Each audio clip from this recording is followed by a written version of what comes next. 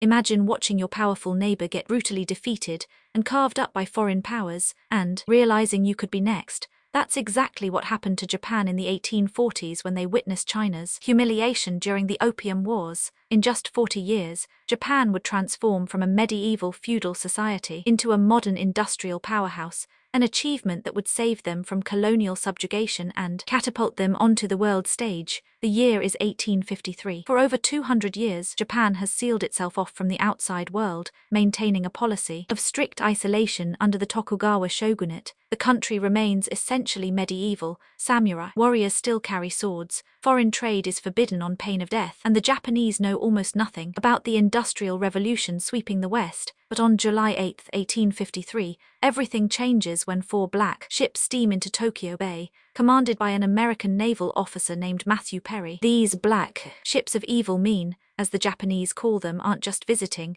they come armed with modern artillery and a demand: open your ports to trade or face the consequences. While Japan slept in isolation, the world had changed dramatically. The First Opium War erupted in 1839 when Britain decided to force China to accept massive imports of opium from British India. The result was catastrophic for China. British steam-powered warships armed with modern artillery easily defeated Chinese forces still using medieval weapons. The Treaty of Nanjing in 1842 forced China to open 5 ports to foreign trade, cede Hong Kong to Britain, and pay enormous indemnities. When news of China's defeat reached Japan through Dutch traders at Nagasaki, the shockwaves were immediate and profound. Japanese scholars and officials recognized that if China, the traditional Middle Kingdom that had dominated East Asia for millennia, could be so easily defeated, then Japan, smaller, weaker, and more isolated, stood no chance against Western military might. The Japanese learned crucial lessons from China's humiliation. They observed how Western powers use their superior military technology and industrial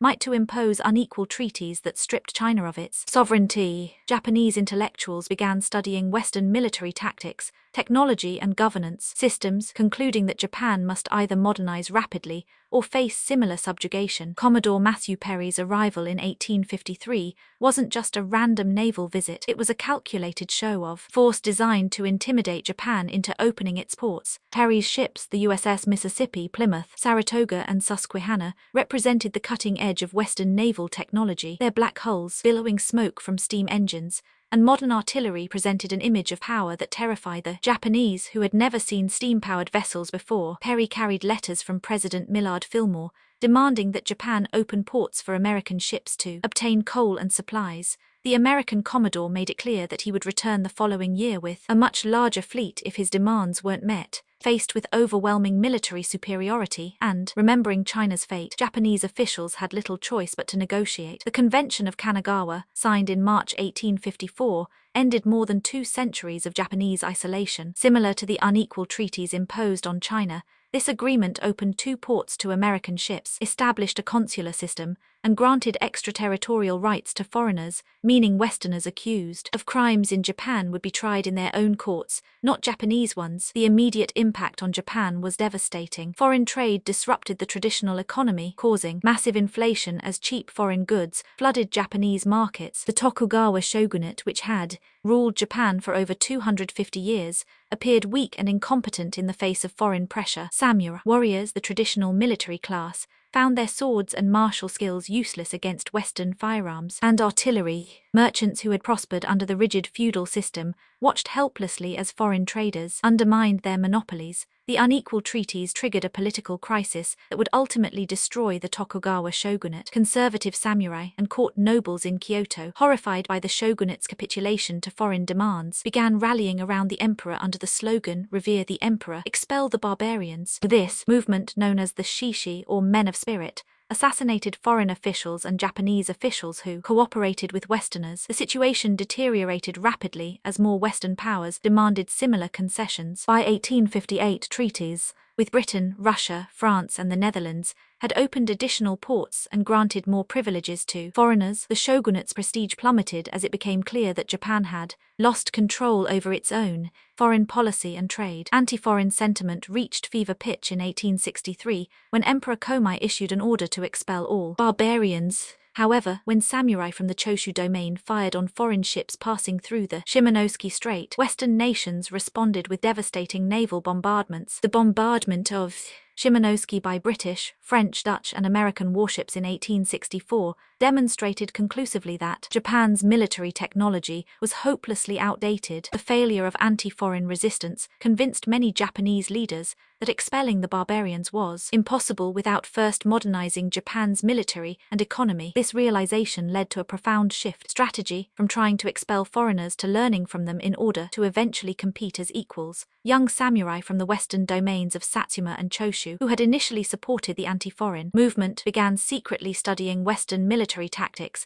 and importing modern weapons. These domains, traditionally rivals, formed an alliance in 1866 dedicated to overthrowing the Tokugawa shogunate and creating a modern, centralized state. The death of Emperor Komai in 1867 and the succession of the 15-year-old Emperor Meiji provided the opportunity for dramatic change. In November 1867, the 15th and final Tokugawa shogun, Tokugawa Yoshinobu, faced with mounting pressure and military threats, agreed to resign and return political authority to the emperor. This formal restoration of imperial rule, known as the Taizei Hokken, marked the beginning of the end for the feudal system that had governed Japan for nearly 700 years. On January 3, 1868, the young Emperor Meiji formally declared the restoration of imperial rule in what would become known as the Meiji Restoration. The declaration proclaimed, "The Emperor of Japan announces to the sovereigns of all foreign countries and to their subjects that we have been given supreme authority over Japan. We shall henceforward exercise supreme authority in all the internal and external affairs of the country." But this proclamation marked more than a simple change of government. It represented a complete revolution in Japanese society. The new government, led by a coalition of samurai from Satsuma, Choshu, and other Western domains, immediately began implementing radical reforms designed to transform Japan into a modern nation-state capable of competing with Western powers. The Charter Oath, issued in April 1868, outlined 5 principles that would guide Japan's transformation. 1. Deliberative assemblies would be established, and all matters decided by public discussion. 2. All classes, high and low, would unite in carrying out the administration of affairs. 3. All classes would be permitted to fulfill their aspirations. 4. Evil customs of the past would be abandoned, and everything based on the just laws of nature. And 5. Knowledge would be sought throughout the world to strengthen the foundations of imperial rule. These principles represented a fundamental rejection of the rigid social hierarchy that had defined Japanese society for centuries. The promise that all classes could participate in government and fulfill their aspirations signaled the beginning of the end for the samurai class and the rise of a merit-based society. Not everyone accepted the restoration of imperial rule. Former shogun Tokugawa Yoshinobu, who had resigned believing he could still influence policy from behind the scenes, realized too late that the restoration leaders intended to completely dismantle the Tokugawa system. In January 1868, he attempted to retake power by force, sparking the Boshin War, War of the Year of the Dragon. The conflict lasted until June 1869 and pitted the imperial forces, composed primarily of samurai from Satsuma, Choshu, and their allies, against Tokugawa loyalists. The war was notable for its relatively limited casualties and the speed with which imperial forces prevailed, largely due to their superior organization and motivation. The most significant battle occurred at Toba Fushimi near Kyoto in January 1868. Despite being outnumbered, the imperial forces, equipped with modern rifles purchased from Western sources, decisively defeated the shogunal army. This victory convinced many previously neutral domains to declare their support for the imperial cause, isolating the Tokugawa forces. By the war's end, the last Tokugawa resistance had been crushed,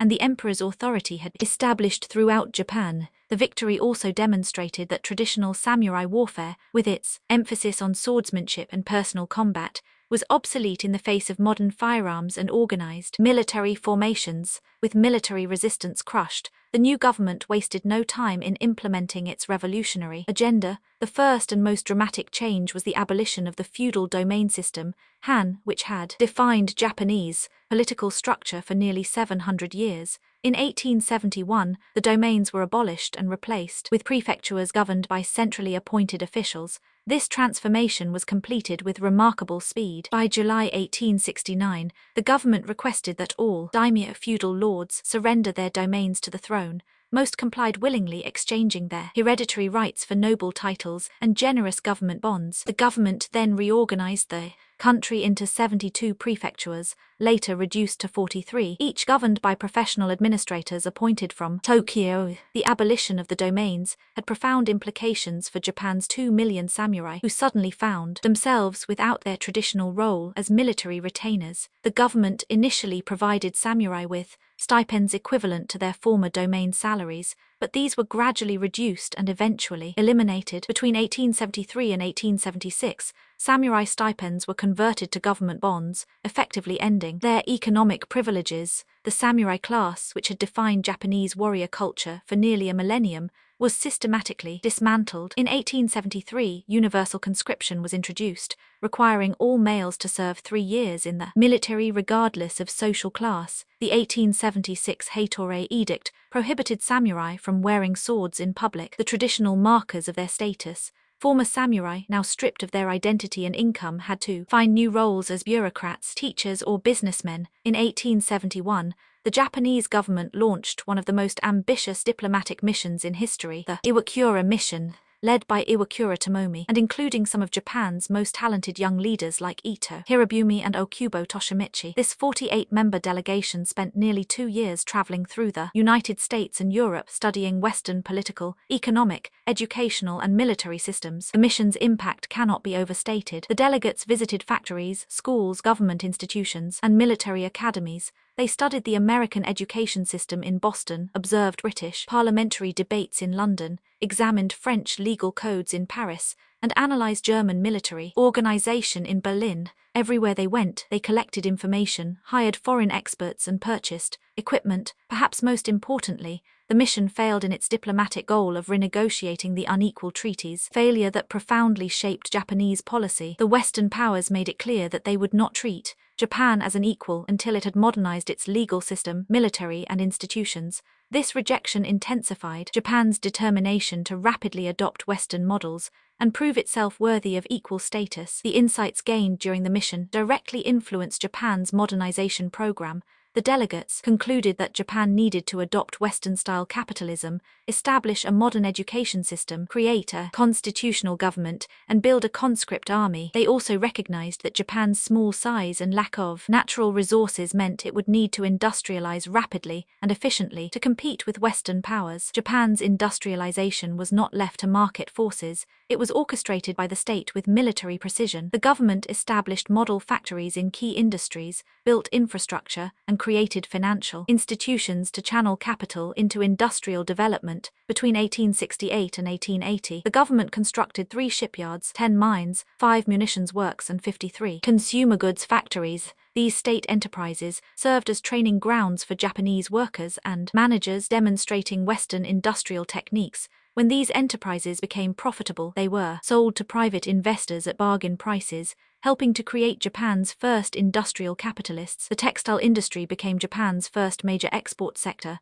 By the 1890s, Japanese silk and cotton goods were competing successfully with British products in China and India. Japanese mills powered by steam, rather than water, were more productive than traditional cottage industries. The government encouraged this development by providing tax incentives and establishing trade relationships with foreign markets. Infrastructure development proceeded at breakneck speed. By 1890, Japan had built over 1,400 miles of railway connecting major cities and ports. Telegraph lines linked the country, and modern postal services replaced the old domain-based courier system. These improvements not only facilitated economic development but also helped create a unified national market and sense of national identity. The zaibatsu, industrial and financial business conglomerates, emerged as the driving force behind Japan's economic transformation. These family-owned holding companies, including Mitsui, Mitsubishi, Sumitomo, and Yasuda, benefited from government contracts and subsidies to build vast empires spanning banking, manufacturing, shipping, and trading. The close relationship between government and business became a defining feature of Japanese capitalism. The Meiji government introduced a national educational system in 1872, creating free public schools for at least 6 years of compulsory education. This was revolutionary in a society where education had previously been limited to the elite. The government sent thousands of students abroad to study Western science, technology, and governance, while hiring over 3,000 foreign experts to teach in Japan. The transformation extended beyond formal education. The government promoted Western dress, hairstyles, and customs. Former samurai cut off their traditional top knots and adopted Western-style haircuts. Japanese citizens began eating beef, wearing Western clothing, and adopting the Gregorian calendar. These changes, while seemingly superficial, symbolized Japan's commitment to modernization and helped create a new national identity. Women's roles began to change as well, though more slowly than other aspects of society. While the Meiji period maintained traditional gender hierarchies, some women gained access to education and new economic opportunities. The female students sent abroad like Tsuda Yumiko would later become pioneers in women's education, founding institutions that remain prestigious to this day. In 1889, Japan promulgated its first modern constitution, creating a constitutional monarchy modeled primarily on the German system. The Meiji Constitution established the Imperial Diet, Japan's first parliamentary body with two houses, the House of Peers, composed of nobles and imperial appointees, and the House of Representatives, elected by qualified male voters. The Constitution represented a careful balance between Western democratic principles and Japanese imperial tradition. While it created representative institutions and guaranteed certain civil rights, it also affirmed that sovereignty resided with the emperor, who is sacred and inviolable, and exercises supreme command over the military. This arrangement reflected the Meiji leaders' belief that Japan needed strong central authority to maintain unity during its rapid transformation. The first general election was held in 1890, with only about 1% of the population eligible to vote due to property requirements. Despite these limitations, the establishment of constitutional government marked Japan's entry into the community of modern nations and helped justify renegotiation of the unequal treaties with Western powers. Japan's military transformation was perhaps the most visible aspect of its modernization. The government created a conscript army in 1873, requiring all males to serve 3 years regardless of social class. This system replaced the samurai military class and created a modern national army loyal to the emperor rather than feudal lords. The military adopted Western organization, tactics, and equipment. Japanese officers studied in European military academies, and foreign advisors helped train the new army. By the 1890s, Japan had developed a formidable military force that would soon be tested in international conflicts. The military's first major challenge came in 1894-1895, during the First Sino-Japanese War, fought over Control of Korea. Japan's modern military easily defeated Chinese forces, demonstrating the success of its modernization efforts.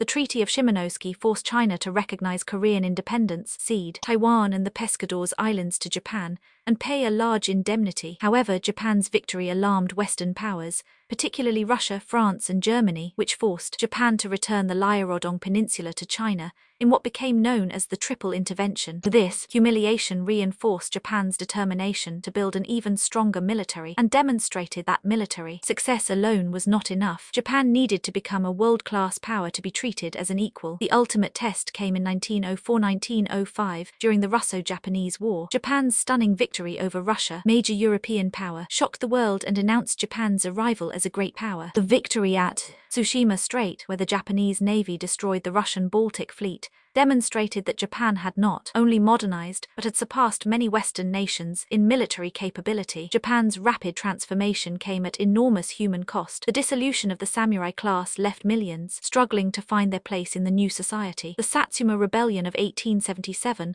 led by the legendary samurai Seigo Takamori, represented the last major resistance to modernization. The rebellion was crushed by the new conscript army, marking the final end of the samurai era. Factory workers endured harsh conditions as Japan rushed to industrialize. Textile mills employed primarily young women who worked long hours for low wages in dangerous conditions. Many workers sent their earnings home to support families in the countryside, sacrificing their youth and health for Japan's industrial ambitions. Rural communities were disrupted as young people left for factory jobs in cities. Traditional crafts were displaced by mass-produced goods, and agricultural productivity demands increased to feed the growing urban population. The land tax, converted from rice payments to cash, forced many farmers to sell their land and become tenants or migrate to cities. Political dissent was harshly suppressed. The government introduced social legislation in 1911, setting maximum work hours and minimum age for employment, but only after decades of exploitation. Socialist and labor movements faced constant police surveillance and repression.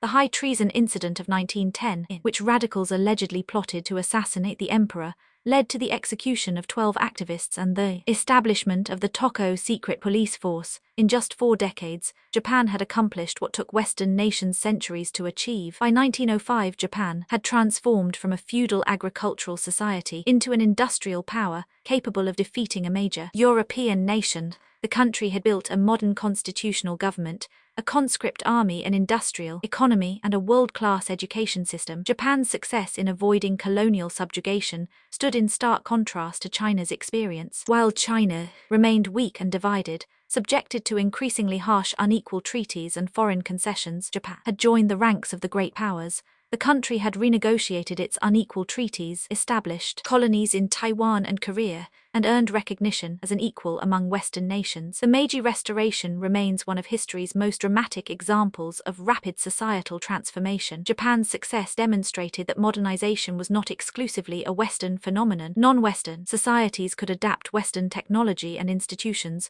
while maintaining their cultural identity. However, the transformation also showed that rapid modernization came at a high price, including social upheaval, political repression, and ultimately imperial expansion. The Japanese model influenced later modernization efforts across Asia. Yet Japan's transformation also revealed the dark side of modernization. The same military and industrial capabilities that saved Japan from colonization would eventually be used to colonize others. The success of the Meiji Restoration ultimately led Japan down the path of imperial expansion, culminating in the Pacific War and Japan's own devastation. The fundamental achievement remains remarkable. In just 2 generations, Japan evolved from a medieval society where samurai fought with swords to a modern nation whose steel mills, railways, and battleships competed with the world's most advanced powers. It was a transformation born of necessity, driven by fear of colonization after witnessing China's humiliation, and accomplished through one of history's most intense and comprehensive modernization programs. When Emperor Meiji died in 1912, he left behind a nation unrecognizable from the one that had existed at his accession in 1868. Japan had not merely survived the age of imperialism,